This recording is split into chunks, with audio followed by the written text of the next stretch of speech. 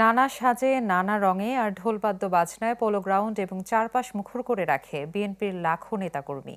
তারা নির্বাচনী আবহে উৎসব মুখর করে তোলে পুরো এলাকা। এতে অনেকে আসেন দূর দূরান্ত থেকে প্রিয় নেতাকে এক নজর দেখতে। ম্রৌ সম্প্রদায়ের ঐতিহ্যবাহী বাঁশির সুর ও নৃত্যের ছন্দে মুখরিত পোলো গ্রাউন্ড। তারেক রহমানের নির্বাচনী সমাবেশে তারা এসেছে বান্দরবান থেকে। কেবল ম্রৌ নয়, এই সমাবেশে যোগ দেন জেলাটির প্রায় 14টি জাতিগোষ্ঠীর মানুষেরা। আনন্দ উচ্ছ্বাসে মাতিয়ে রাখেন তারা। তাদের উপস্থিতি ভিন্ন মাত্রা দেয় সমাবেশকে। যদি বান্দরবান জেলার মধ্যে আগামীতে নির্বাচিত হয় তাহলে বান্দরবান সম্প্রীতি 14টি জাতিগোষ্ঠী সবাই শান্তিভাবে থাকতে পারবো। শরীরে দলীয় প্রতীক ধানের শীষ লাগিয়ে আনোয়ারা থেকে সমাবেশে যোগ দিতে আসেন দিনমজুর আবু বক্কর। দলীয় প্রধানকে একটিবার সরাসরি দেখার আশায় চকরিয়া থেকে এসেছিলেন কৃষক মোহাম্মদ আব্দুল্লাহ। দেখা করার জন্য তারেক জিয়ার সঙ্গে দেখা করার জন্য। বিদেশ থেকে দেশে রেমিটেন্সের টাকা আসে নিরাপদে।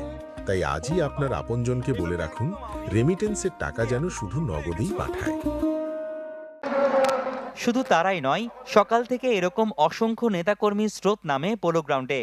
চট্টগ্রাম নগর, বিভিন্ন উপজেলা, পার্বত্য চট্টগ্রাম আর কক্সবাজার থেকে ব্যানার, ফেস্টুন সহ মিছিল নিয়ে আসেন তারা। দুপুর হওয়ার আগেই মাঠের চারপাশ ভরে যায় লাখো মানুষে। আজকে চট্টগ্রামের মানুষের জন্য ঈদ। আমরা জাতীয়তাবাদী যুব দলের পক্ষ থেকে আমরা তারেক রহমানকে স্বাগত জানাই।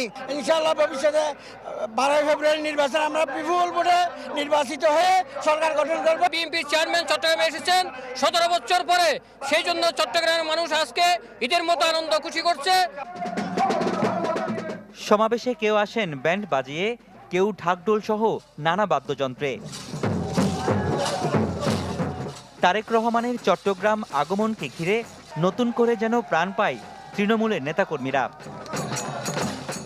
আমরা চাই শ্রমিকদের একটা কমিটি হোক, নতুন প্রজন্মের একটা কমিটি হোক, দুর্নীতি বাদ দিয়ে। যে শহীদ রাষ্ট্রপতি জিয়া রহমানের ঘাঁটি ছিল এবং বেগম খালেদা জিয়ার ঘাঁটি ছিল, তার আবারও প্রমাণ করলো এই চট্টগ্রামের মাটি তারেক রহমানের ঘাঁটি।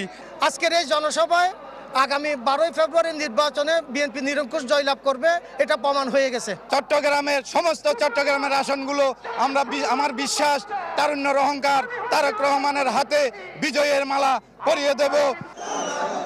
নেতাকর্মীদের এই ঢলের মাঝে সমাবেশ স্থলে যেতে বেশ বেগ পেতে হয় তারেক রহমানের গাড়িবহর।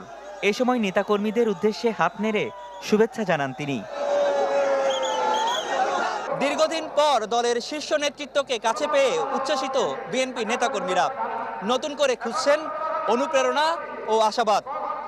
তারেক রহমানের চট্টগ্রাম সফরকে ঘিরে দলটির রাজনীতিতে যে নতুন গতি ও প্রত্যাশার সৃষ্টি হয়েছে তার প্রভাব পড়তে পারে আসন্ন নির্বাচনে, এমনটাই প্রত্যাশা করছেন তৃণমূলের নেতাকর্মীরা।